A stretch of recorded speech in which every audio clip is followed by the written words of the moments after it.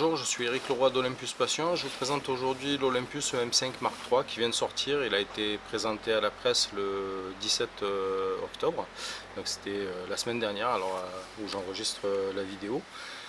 Donc c'est le boîtier qui résume à lui tout seul la philosophie d'Olympus, donc d'avoir des boîtiers qui soient compacts, légers, résistants et qui permettent de produire des images de bonne qualité.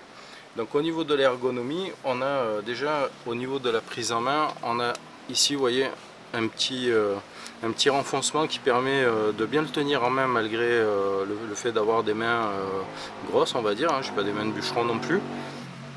Et ensuite, l'autre point important en termes de prise en main, c'est le repose-pouce ici, qui permet vraiment d'avoir un bon appui et de bien maintenir le boîtier. Donc c'est un boîtier qui est très confortable à avoir en main, malgré le fait qu'il soit petit et léger. En termes de gabarit, ça donne à peu près le gabarit de l'OM10. Il fait 4 grammes de plus sur le poids et il est plus léger aussi que son prédécesseur, tout en conservant bien sûr la tropicalisation. Alors ensuite, toujours sur l'ergonomie, on va trouver des raccourcis comme les ISO ici et un bouton de correction d'exposition qui sont bien sûr personnalisables. On retrouve ici les molettes de fonction, de réglage de paramètres, et ici on a la molette de fonction donc avec différents modes, les modes automatiques, les modes scène qui permettent lorsqu'on est débutant d'avoir un côté un peu didactique de l'appareil. Et puis après bien sûr on trouve les modes habituels, les modes semi-automatiques et le mode M. Le mode B qui va permettre d'accéder directement au Live Composite et au Live Bulb. Donc ça c'est un gain de temps aussi, on n'a pas à chercher dans les menus, on y accède directement par cette touche. Et puis aussi on a le mode C, donc c'est le mode ici. On a des modes personnalisables donc qui sont au nombre de 3. Il suffit d'en choisir un par défaut et lorsqu'on passe sur le mode C, c'est ce paramétrage par défaut qui sera actif. Donc pour ma part, si je donne un exemple, c'est le focus taking. Donc du coup, voilà, quand je passe en mode C, c'est le focus taking. Alors ensuite sur l'épaule gauche, on va trouver le bouton on-off et bien sûr des accès sur le bouton. Donc on a une commande d'écran. Et on a aussi un accès au mode de prise de vue séquentiel, au retardateur, rafale, mode silence, etc. directement. En termes de boutons supplémentaires, bien sûr tout le boîtier est personnalisable. Alors moi le on-off par exemple, je l'ai basculé sur ce bouton là parce que je trouve qu'il est plus pratique par rapport à ce que je fais, mais bon ça c'est vraiment très personnel. Encore une fois c'est juste pour expliquer la personnalisation du boîtier que l'on peut avoir. Ensuite, en termes des caractéristiques, on va trouver le mode de prise de vue haute résolution, donc à 80 millions de pixels en RAW et 50 en JPEG. On a bien sûr toutes les fonctions propres à Olympus, telles que le focus taking, le live composite, le live bulb. On peut corriger la distorsion du fisheye. On va trouver bien sûr la compensation trapézoïdale, tous les tous les bracketings que l'on peut avoir en termes de balance des blancs, d'exposition, de flash, etc. Tout ça, c'est aussi dans le boîtier. On a gagné au niveau de la stabilisation par rapport à son prédécesseur, il fait un demi-stop de plus, donc on est à 5 stops et demi.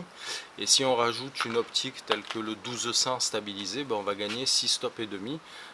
Ça veut dire qu'on est au même niveau que le M1 Mark II en termes de stabilisation, donc c'est vraiment très très bien. Alors moi j'ai vraiment apprécié la stabilisation. Lors de la présentation à Kitzbühel, en fait, il y avait deux groupes. Il y avait un groupe qui faisait de la promenade, avec des modèles, des VTTistes, des parapentistes, etc. Et puis il y avait un groupe un peu plus engagé physiquement, celui dans lequel moi j'ai participé aux 2 journées là. Donc c'était un groupe rando montagne avec bivouac en altitude, etc.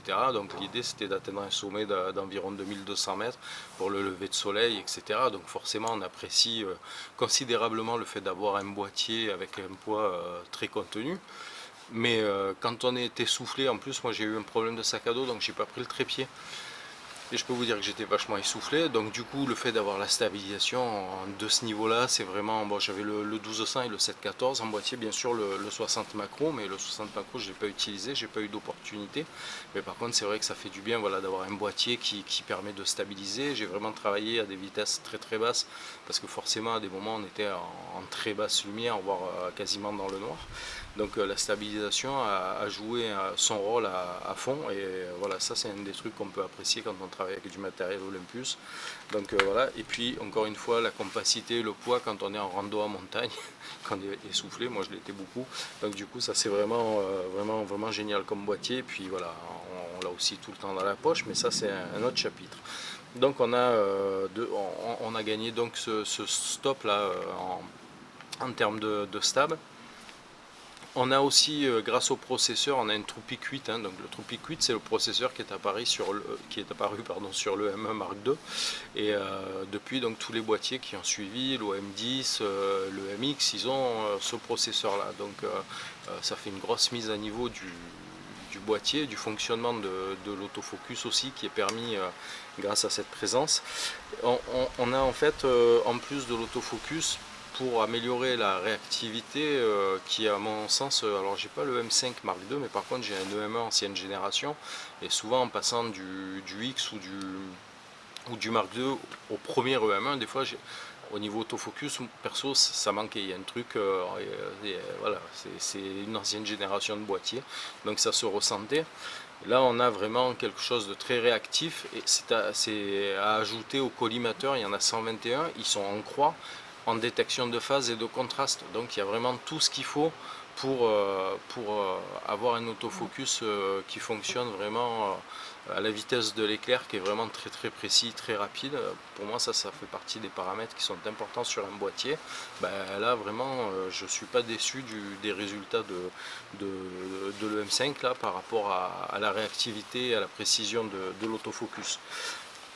Il y a bien sûr, donc, comme je l'ai dit, la fonction focus taking. Alors là par exemple la petite libellule là, qui est là, c'est vraiment la photo d'opportunité où je pars promener mon chien, j'ai le boîtier dans la poche avec le 60 macro, et je vois cette petite libellule et je fais le focus à main levée, voilà, en focus taking, ça assemble le JPEG directement, c'est la photo, c'est vraiment super agréable. Moi j'aime bien cette photo parce qu'on voit les mandibules inférieures en fait qui sont dentelées et qui donne son nom à l'ordre. Alors des libellules, c'est ça, c'est vraiment une demoiselle en fait, plus qu'une libellule, et donc ça donne vraiment, ça met en évidence en fait le fait que la mâchoire est dentelée, et on est dans l'ordre des odonates, hein. Odon c'est la mâchoire, et donc du coup voilà, moi j'aime beaucoup cette photo. Elle est faite avec le M5 Mark III, et bon, elle a été relativement appréciée sur les groupes Facebook, etc. Donc ça renforce un peu mon propos, sinon après ça fait satisfaction personnelle et c'est pas mon style.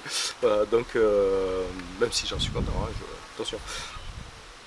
Voilà, donc le boîtier en termes d'autofocus, en termes, bon, forcément il y a bien sûr la tropicalisation, hein. Alors je rappelle, hein, j'ai lu des trucs sur la prise de vue haute résolution, il faut le trépied, hein, c'est pas prise de vue comme sur le X où on le fait à main levée, non, il faut quand même le trépied.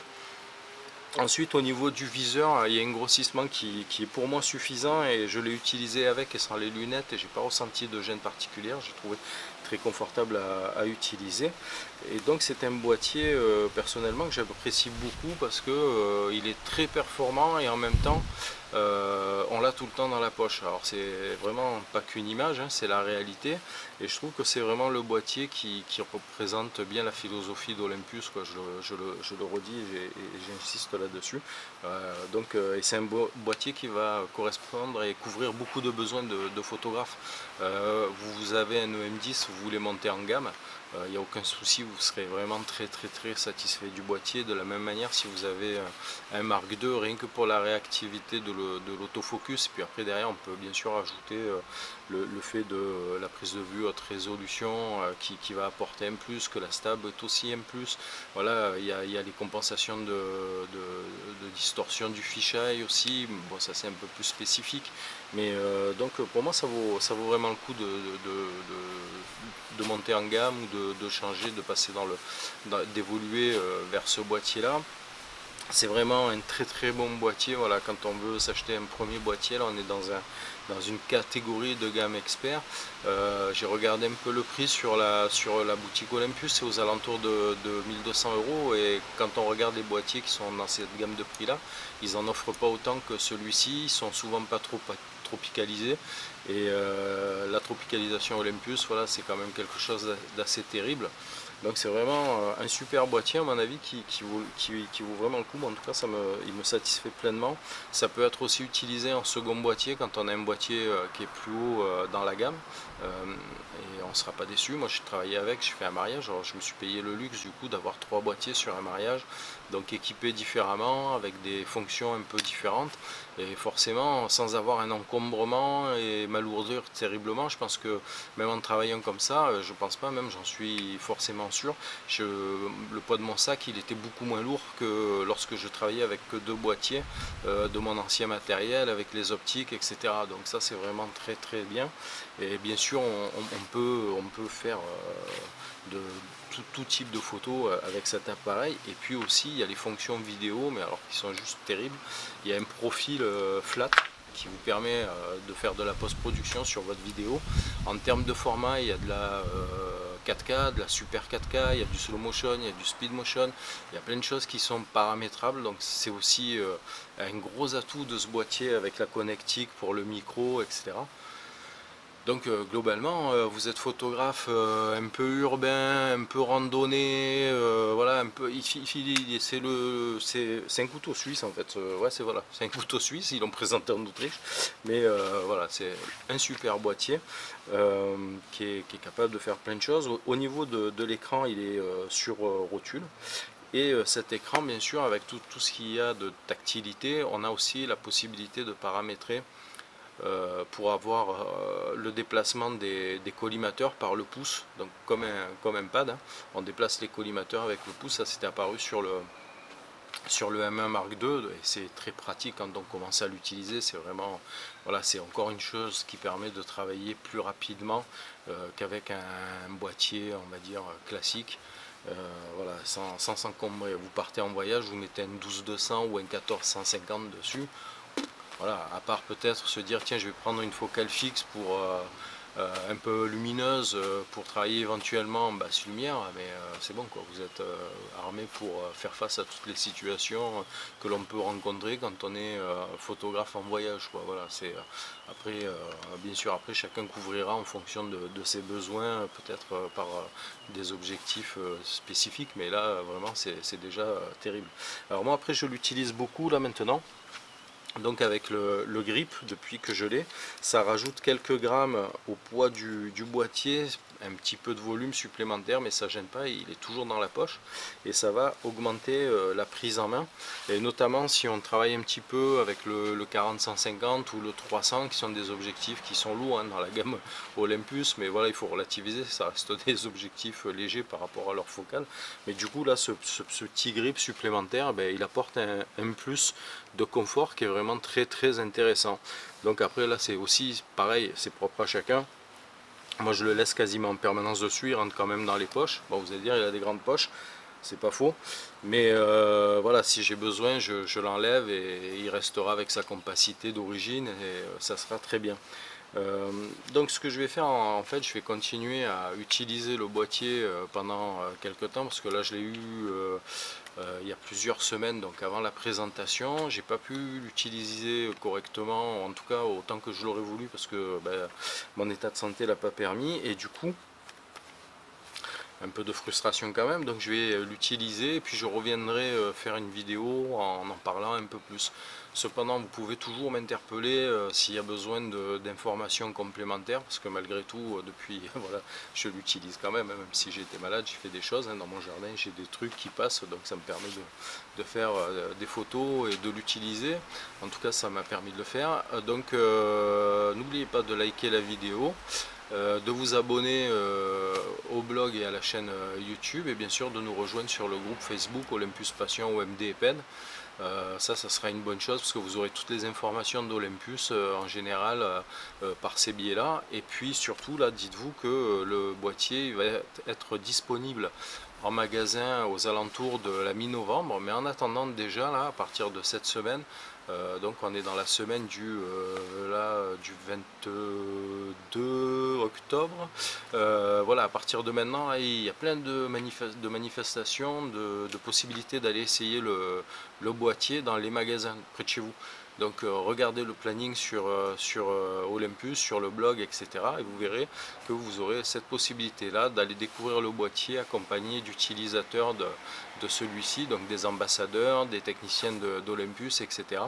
Et ça va vous permettre de l'utiliser et de l'exploiter dans les meilleures conditions possibles et de vous faire vous-même une idée de ce que peut vous apporter le boîtier. Voilà, en attendant, je vous souhaite de faire de belles photos, je vous souhaite une belle journée, je vous dis à très bientôt d'une manière ou d'une autre. Merci, au revoir.